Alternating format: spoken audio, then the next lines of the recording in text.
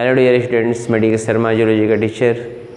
आज आपको पढ़ाने जा रहा हूँ नीट का या 11th पोर्शन का कह लीजिए क्लास एव्स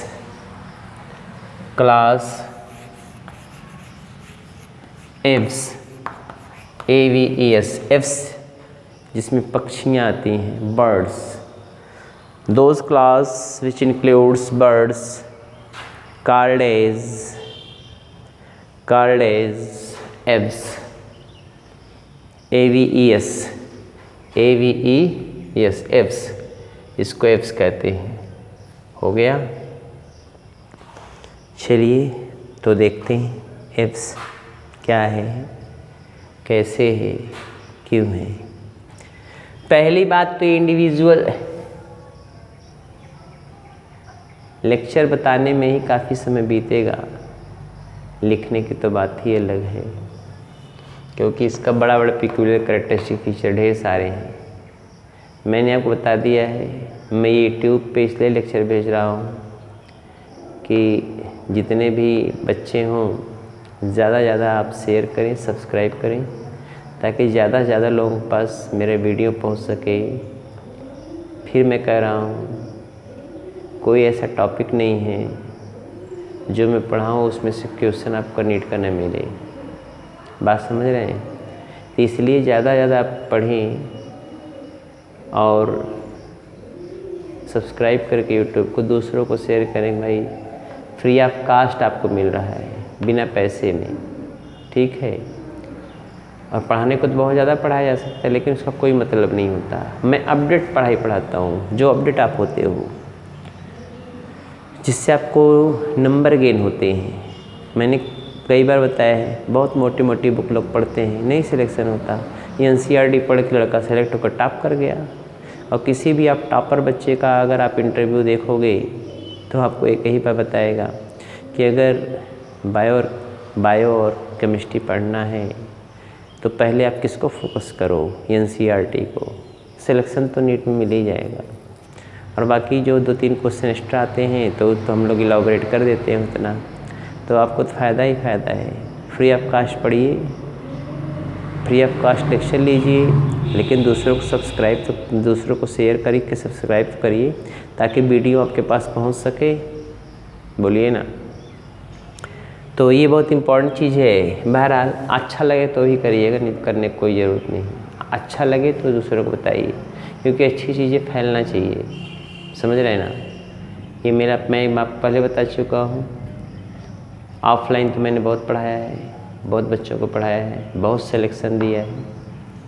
और मेरा यूएस ट्यूटोरियल जौनपुर में मेडिकल इंस्टीट्यूट भी चलता है, जिसमें से ढेर सारे MBBS बच्चे सेलेक्ट होते हैं।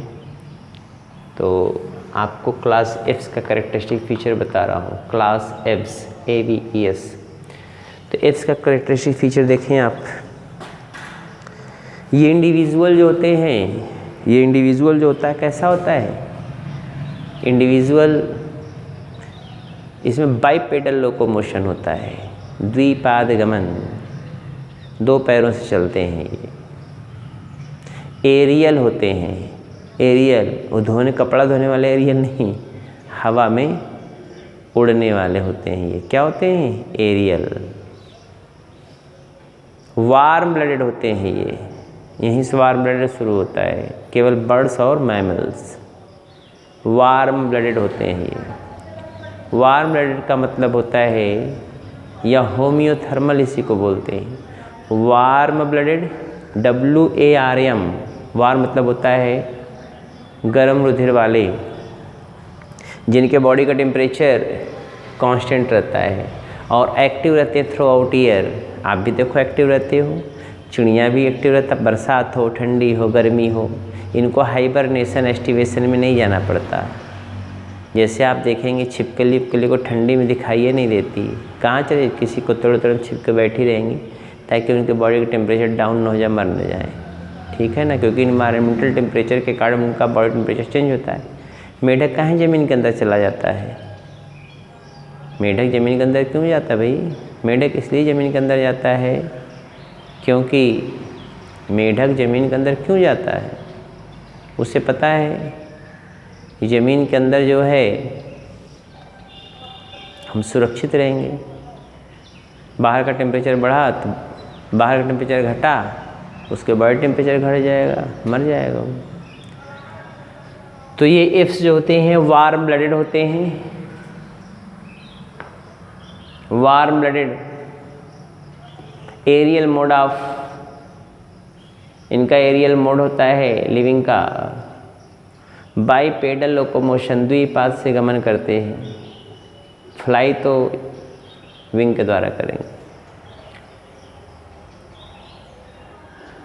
इसका वार्म ब्लडेड होते हैं। बॉडी जो इसका वार्म ब्लडेड को होम्योथर्मल भी कहते हैं, जिनके बॉडी का टेम्परेचर कांस्टेंट रहता है, चेंज नहीं होता। इनका आप अगली बात जो होती है अपर जा, लोअर जा, lower jaw, upper jaw, modified into beak, modified into beak, चोंच में। अपर जा, लोअर जा, कहाँ जा, कहीं नहीं जा, क्या, मॉडिफाइड इनटू बीक, BEAK, चोंच या बिल कहते हैं, BILL, modified into beak, ORR bill, BILL, B for blue, bill. Bill को भी चोंच कहते हैं। बिल मतलब वो होल नहीं, बिल मतलब चोंच होता है, बीक मतलब चोंच होता है। Upper jaw and lower jaw modified into beak without teeth, teeth नहीं होता, केवल आर्कियोप्टेरिक्स को छोड़ करके जो लिविंग फॉसिल है, सॉरी जो फॉसिल है, लिविंग नहीं, जो फॉसिल है, जो तो पहले था आज नहीं है, हो गया ना। तो अपर jaw and lower jaw modified into beak. Body जो डिवाइड होता है हेड, नेक और ट्रंक में। पूंछ जो होता है नहीं होता, वेस्टिजियल होता है, या आप कह सकते हैं वो बहुत रिड्यूस टाइप का होता है। मोनाकुलर विजन पाया जाता है। मोनाकुलर विजन, मोनाकुलर विजन का मतलब होता है एक आँख से एक तरफ, दूसरी आँख से एक तरफ। यहाँ आँख लगी होती है ना, यहाँ पर इस आँख से इस तरफ के लिए देखेंगे, इस तरफ से इस तरफ के लिए देखेंगे, तो लगभग 360 डिग्री एंगल पर पिक्चर बना सकती हैं। 360 डिग्री, आप 180 बना पाओगे क्योंकि बाइनाकुलर विजन आपका है। बाइनाकुलर मतलब दो आँख से देख पाओगे, दो आँख से एक ही तरफ। हाँ बोलो ना यार, नहीं समझ पा रहे हमारी बात। हमारी दोनों आँखें फ्रंट पे हैं, है ना। आप देखोगे जब भी तो एक ही डायरेक्शन में देखोगे। अभी छोड़ो, एक आँख से इधर देख रहे हो, दक्षिण एक तरफ से उत्तर देख रहे हो, ऐसा हो पाएगा क्या? नहीं, जब भी देखोगे एक ही दिशा में देखोगे। ये देखो 180 डिग्री बना रहा है, यही बना रहा है ना। पीछे से कोई आए, गला ऐसे पता नहीं चलेगा। पीछे से कोई आए ऐसे ऐसे पकड़ गला, चिड़िया को पीछे से जाकर पकड़ लो, हम जाने बहादुर हो तो। फिर चिड़िया उधर अपना दाना चुंग रही है, धीरे धीरे जाइए, पकड़ ले, सोचे उधर खारी मस्ती से, वो आपको देख लेगी पीछे से आ रहा, फुर्र हो जाएगी। तो चुकंदर तरंग बना के लौट आओगे क्या? क्यों? मोनाकुलर विजन है। एक आँख से 180 डिग्री देखेगा, एक आँख से 180 डिग्री देखेगा, लगभग 270 तक ब्लू क्लियर बनता है। बाकी थोड़ा पीछे ब्लड, लेकिन बनता है, ब्लड विजन होता तब भी बनता है। 360 डिग्री एंगल पर देख लेती हैं ये, तो मोनाकुलर विजन है। टेलीस्कोपिक विजन होता है। टेलीस्कोपिक, अब आप कहेंगे सही टेलीस्कोपिक विजन काहे के लिए है? टेलीस्कोपिक मतलब बहुत दूर से देख लेती हैं ये, बहुत दूर तक देखती हैं ये। जैसे ये पक्षी अगर उड़ रही है और आप पतंग उड़ा रहे हो, पतंग का मंझा बहुत पतला सा होता है, वो देख लेगी पंजमंझा, वो धीरे से नीचे से या तो ऊपर से उड़ जाएगी, मंझे के नीचे से या मंझे के ऊपर से उड़ जाएगी वो चिड़िया। बोलिए ना क्यों? क्योंकि उसको मंझा दिखाया, इतना पतला मंझा उसको दिखाया जाता आसमान में, इतना तेज आँख उनकी होती है, इसी को बोलते टेलीस्कोपिक विजन, दूरबीन वाली आँख होती है उसकी। क्यों होता है ऐसा? पेक्टिन पाया जाता है उसकी आँख की रेटिना में, पेक्टिन होता है, कॉम्ब लाइक स्ट्रक्चर होता है पेक्टिन, जो उसके टेलीस्कोपिक विजन के लिए रिस्पॉन्सिबल होता है, जो उसके टेलीस्कोपिक विजन के लिए क्या होता है, रिस्पॉन्सिबल होता है।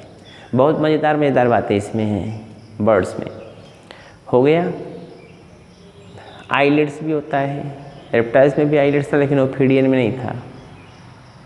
ओफिडियन में आईलिड्स नहीं था। ओफिडियन समझते हैं ना, स्नेक्स में आईलिड्स नहीं होता, बाकी सब में आईलिड्स लगभग था। इसमें आईलिड्स भी पाया जाता है। इसके बाद इसका four limb modified into wing, four limb modified into wing में मॉडिफाइड हो जाता है। लेकिन जो इसके स्केल्स होते हैं बॉडी पे, स्केल्स जो रेप्टाइल्स में scales are modified into feather समझ रहे हैं, जो नोच लेते हैं। आप कहेंगे सर जी हम देखे थे मोर में पंखा बहुत बड़ा बड़ा पीछे था, उसका तो पूंछ था इतनी बड़ी, वो पूंछ नहीं है, वो कॉर्डल फीदर इतना बड़ा बड़ा, उसको नोच लेंगे इतना बड़ा पंखा मिल जाएगा। पंखा समझ रहे हैं ना, फीदर मिल जाएगा। तो मैंने क्या कहा, फोर लिम्ब, FORE, फोर मतलब आगे वाला, फोर लिम्ब मतलब हाथ, हो गया। फोर लिम्ब मॉडिफाइड इनटू किसमें, wings, four limb modified into wings and scale modified into feather for flying purpose, उड़ने के लिए, फॉर फ्लाइंग पर्पस, उड़ने के लिए। ठीक है, एक बात हो गई। इसके बाद इसमें पर्चिंग मैकेनिज्म पाया जाता है। ये क्या होता है, पर्चिंग मैकेनिज्म। इनको आप देखोगे, इसमें 4 उंगलियां होंगी पीछे वाले पैर में, 3 ठो आगे होगा, 1 ठो पीछे। ऐसे देखो, ये मेरी इस उंगली को छोड़ दीजिए, मैं इधर ऐसे होता है, जब पकड़ती हैं तो ऐसे पकड़ती हैं। ये देखो, ये पर्चिंग मैकेनिज्म। जब चिड़िया से बैठती तो ऐसे बैठती है ना, 3 आगे उंगलियां दिखाई देंगी, ऐसे देखो ना, 3 उंगलियां आगे दिखाई देंगी, 1 उंगली कहाँ होगी, पीछे होगी। ये मेरे देखो पीछे है ना, ये ऐसे दिखाई देंगी जब बैठती हैं। लेकिन अगर किसी ट्विग पर टहनी पर, या आप देखिए कितना पतला तार होता है, उस पर ऐसे करके बैठेंगी। जब बैठेंगी तो ये यहाँ पे फ्लेक्सर एक्सटेंसर मसल्स होती हैं, वो क्या करती, पर्च बना लेती हैं, लॉक कर देंगे उसको। और जब लॉक हो जाएगी तो उसी पर आसानी से बैठी रहेगी, ऊपर बैलेंस बना कर बैठी रहेगी, और ये दर्द नहीं करेगा। इसको बोलते पर्चिंग मैकेनिज्म। रात भर ट्विग पर बैठी रहे, से पकड़ के, कोई टेंशन नहीं, सोए हैं कोई टेंशन नहीं है उसको। बहुत बहादुर हो आप, जरा ऐसे कोई इसे रॉड लोहे का पकड़ा दिया जाए, पैर पकड़ लटक जाओ, बहुत देर तक नहीं, कितने देर तक, खाली 20 मिनट तक लटके रहो, समझ में आ जाएगा। कुछ देर बाद हाथ छूटेगा तो आराम हो जाओगे। क्यों? क्योंकि आपके पास पर्चिंग मैकेनिज्म नहीं है, आपकी मसल्स पकड़ के जाम है, जब एनर्जी खत्म हो जाए कब से रिलैक्स कर जाएंगे, तब छूट जाओगे। लेकिन उसमें क्या होता है, रात भर बैठी रहें, दिन भर बैठी रहें, कोई प्रॉब्लम नहीं है, क्योंकि उसमें क्या होता है, पर्चिंग मैकेनिज्म होता है। ये मसल्स यहीं पर लॉक हो जाता है, ऑटोमेटिक लॉक। और जब लॉक हो जाएगा तो बैठी रहेंगी, विदाउट डेंजर ऑफ फॉलिंग, उन्हें गिरने का खतरा भी नहीं रहेगा, विदाउट फटीग, बिना थके हुए बैठी रहेंगी। इसको बोलते पर्चिंग मैकेनिज्म पाया जाता है। इसके बाद मैं आपको बता रहा था, इसमें इसके एब्डोमेन, उसकी जो कॉर्डल रीजन होता है, पूंछ वाला रीजन, उसके डार्सल रीजन पे यूरोपाइजियल ग्लैंड होता है। यूरोपाइजियल ग्लैंड, या उसी को बोलते preen gland, PREEN, preen gland या यूरोपाइजियल ग्लैंड। वो प्रीन ग्लैंड या यूरोपाइजियल ग्लैंड जो होता है, वो आयल सिक्रेट करता है। क्या सिक्रेट करता है? आयल। वो क्या सिक्रेट करता है? ऑयल सिक्रेट करता है। आयल किस लिए सिक्रेट करता है?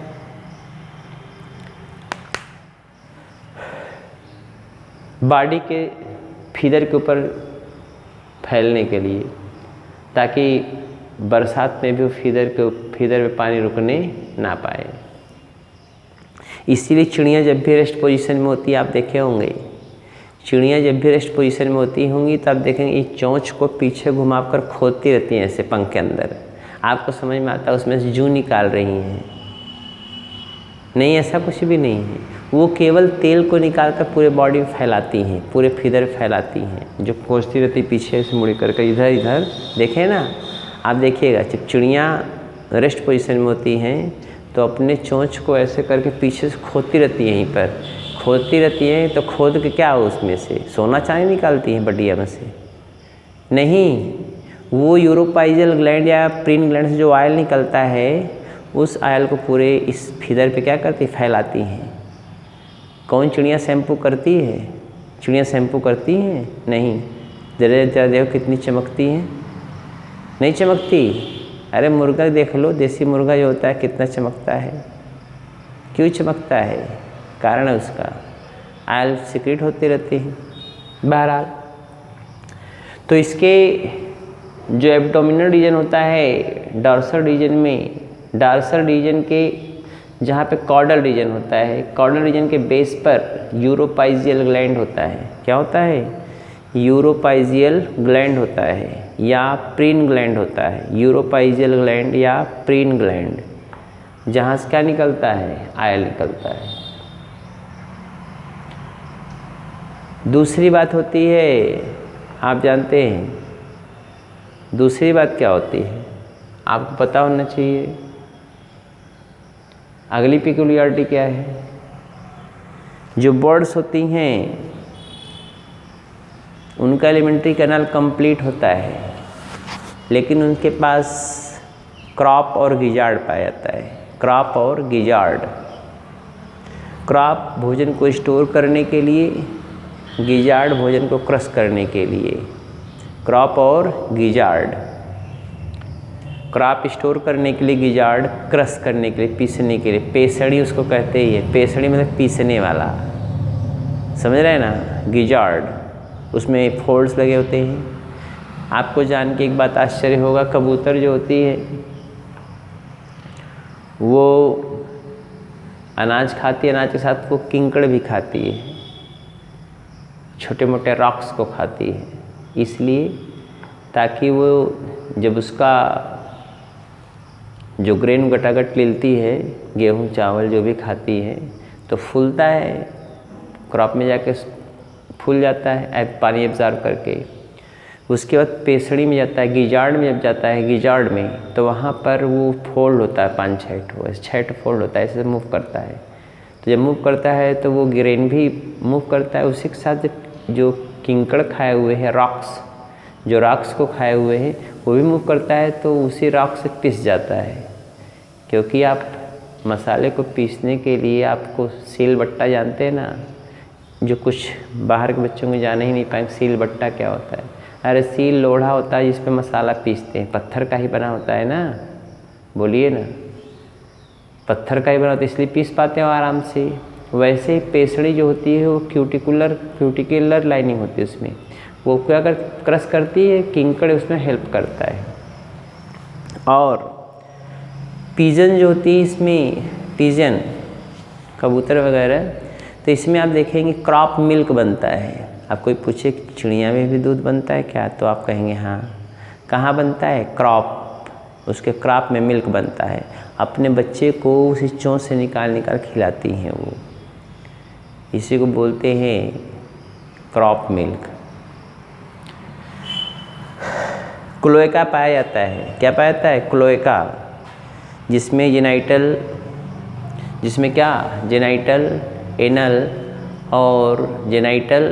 एनल और एक्सक्रीटरी अपर्चर खुलता है। जेनाइटल एनल और एक्सक्रीटरी अपर्चर खुलता है, कोई प्रॉब्लम नहीं है। इसके अलावा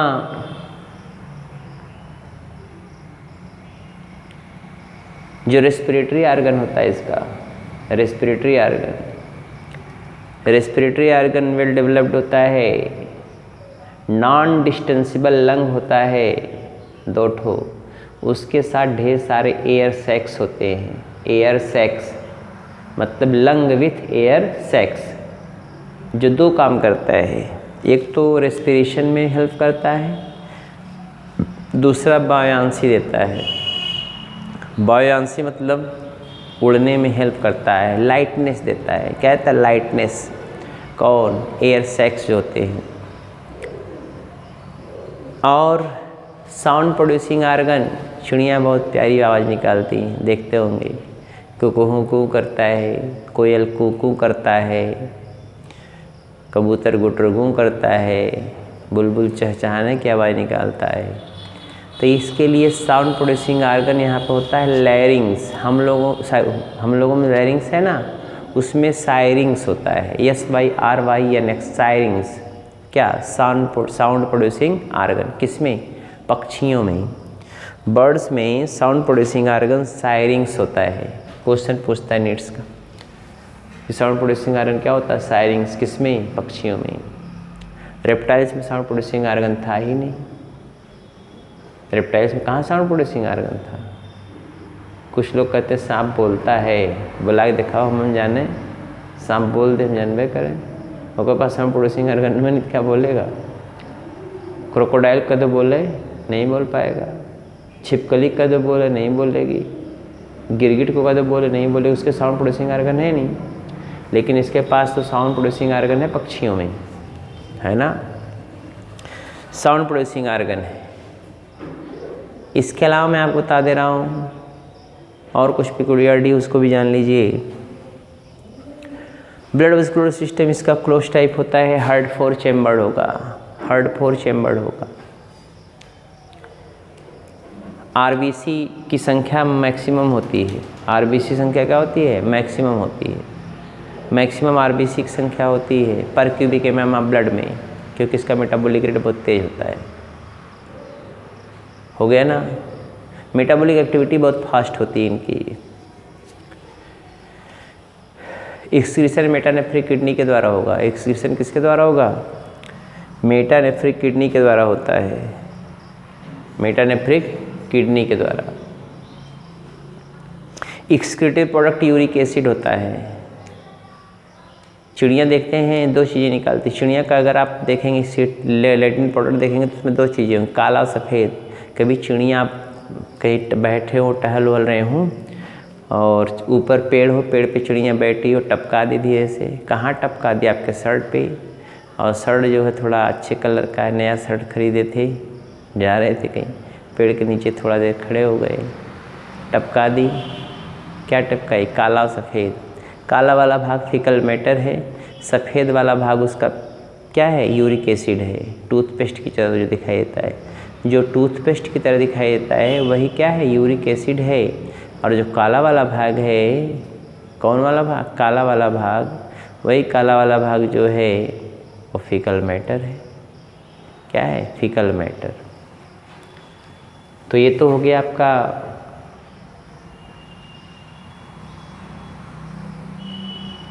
एक्सक्रीटिव प्रोडक्ट कैसे निकलता है? यूरिक एसिड के रूप में। क्यों? यूरिनरी ब्लैडर नहीं होता इसमें। किसी भी बर्ड्स में यूरिनरी ब्लैडर आप देखेंगे, मोस्ट ऑफ द बर्ड्स होती हैं, मोस्टली बर्ड्स में क्या होता है? यूरिनरी ब्लैडर नहीं होता, ताकि भार कम रहे। भार क्या रहे? कम रहे। यूरिनरी ब्लैडर नहीं होता। यूरिक एसिड, क्योंकि जितने पानी की आवश्यकता होती है उतनी वो कम ही पानी लेती, ताकि वेट बढ़ने ना पाए। इसका बोन न्यूमैटिक होता है। बोन कैसा होता है? न्यूमैटिक बोन होता है। PNEUMATIC pneumatic bone. जब लिखूंगा तो उसमें सब रहेगा। न्यूमैटिक बोन होता है। न्यूमैटिक बोन का मतलब होता है बोन स्पॉन्जी होगा, उसमें बोन में कैविटी थोड़ी थोड़ी रहेगी, पोरस बोन होता है, स्पॉन्जी बोन होता है, उसी को न्यूमैटिक बोन कहते हैं।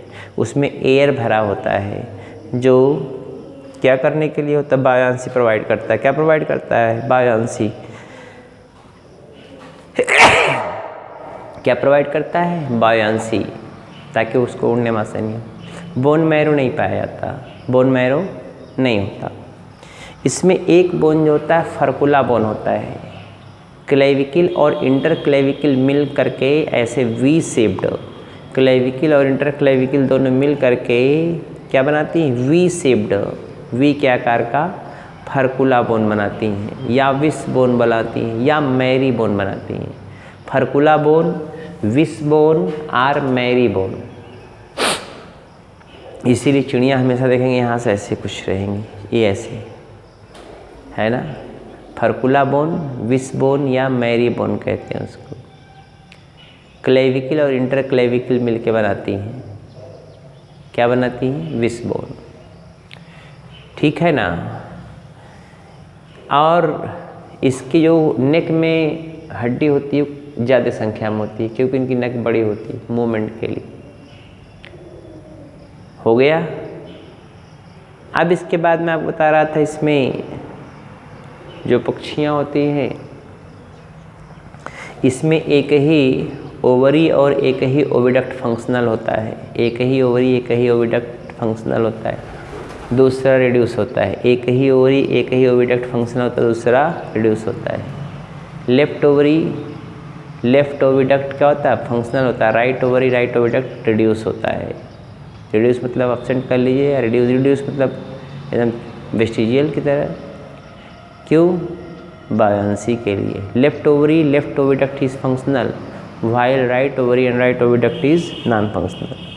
Right ovary and right oviduct is non-functional. बात समझ में आ रही? अगली बात जो होती है उसमें जो मैं बता रहा हूँ उसको भी समझ लीजिएगा। ये जो इंडिविजुअल्स होते हैं, इनकी पिकुलियरिटी और होती है क्या, उसको भी समझ लीजिए। इसमें पक्षियाँ जो होती हैं ये ओविपैरस होती हैं, अंडे देने वाली होती हैं। ओविपैरस होती हैं। ओविपैरस का मतलब अंडे देने वाली होती हैं, बच्चे को जन्म नहीं देती। एक्स इसका जो होगा मेगाल स्थल होगा, टीलोल स्थल होगा, क्लिडोइक होगा। मेगाल स्थल में ज़्यादा अमाउंट में याक ज़्यादा अमाउंट में। टीलोल स्थल मतलब वेजिटल पोल की तरफ याक होगा, और उसके बॉडी के ऊपर कवरिंग होती है। उसके बॉडी के ऊपर क्या होती है? कवरिंग होती है। उस कवरिंग को हम हार्ड कवरिंग होती है, नहीं देखते हैं, उसको क्लिडोइक बोलते हैं। ज़्यादा अमाउंट में याक है तो मेगाल स्थल। वेजिटल पोल की तरफ है तो टीलोल स्थल हो गया, और अगर हार्ड कवरिंग है तो क्लिडोइक हो गया। और ये कलर्ड होते हैं। पक्षियों का अलग अलग कलर होता है। हरा कलर का हो सकता है अंडा, ब्राउन कलर का हो सकता है, सफ़ेद कलर का हो सकता है, या स्पॉटेड हो सकता है। डिफरेंट टाइप कलर भी होते हैं। पेरेंटल केयर भी ये शो करते हैं। जो बर्ड्स होती हैं वो क्या शो करती हैं? Parental care. इसमें क्या पाया जाता है? पेरेंटल केयर पाया जाता है। वेल डेवलप्ड पेरेंटल केयर, समझ रहे हैं ना। पेरेंटल केयर भी बहुत ज़्यादा पाया जाता है। क्रेनियल नर्व जो होती हैं वो क्या होती हैं? 12 पेयर होती हैं। क्रेनियल नर्व कितनी होती हैं? 12 पेयर होती हैं। हियरिंग ऑपरेटस भी होता है। एक्सटर्नल ईयर तो नहीं होता, एक्सटर्नल ईयर पिन्ना तो नहीं होता, ये पिन्ना नहीं होता, लेकिन ईयर होता है, सुनती हैं बातों को। हियरिंग ऑर्गन होता है। क्या होता है? हियरिंग ऑर्गन भी होता है। तो ये सारी बातें किसके विषय मैंने बताया? ये मैंने सारी बातें किसके विषय में? बर्ड्स के विषय में बताया। तो ये मोस्ट ऑफ द बर्ड्स के केसेस में सारी कैरेक्टरिस्टिक फीचर होते हैं। हमारी बात समझ रहे हैं ना। इसके बच्चे जो होते हैं निडिफ्यूगस और निडिक्यूलस होते हैं। आपने देखा होगा कुछ बच्चे, एक से जब बच्चे निकलते हैं तो बिना पंखों के होते हैं, आँखों खुली नहीं रहती, उनको उसी घोंसले में माँ खिलाती पिलाती है। तो कुछ देर के बाद फीदर जमता है, और उसके बाद जो है तब वो फिर उड़ना प्रारंभ करते हैं। लेकिन कुछ ऐसे होते हैं जिसमें अंडे से निकलते ही उनके पास फीदर उधर कूड़ा दौड़ते रहते हैं। फीदर उधर कूड़ा तो दौड़ते रहते हैं।